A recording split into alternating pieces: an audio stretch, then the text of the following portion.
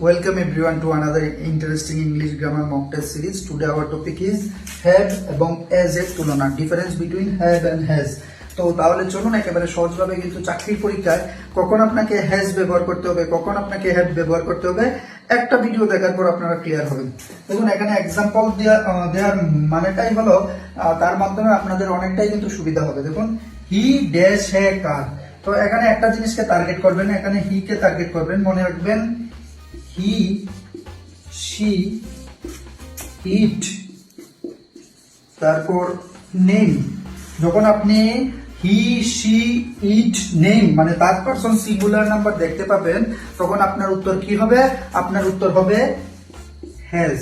এই জিনিসটা মনে রাখবেন। তাহলে he কিন্তু এখানে রয়েছে he ড্যাশ এ কার, তাহলে সঠিক উত্তর কোনটি হবে? একেবারে সহজ, মনে রাখবেন he, she, it, name যখন থাকবে আপনার উত্তর কিন্তু has হবে। তো অবশ্যই কিন্তু কমেন্ট বক্সে উত্তরটা জানাবেন।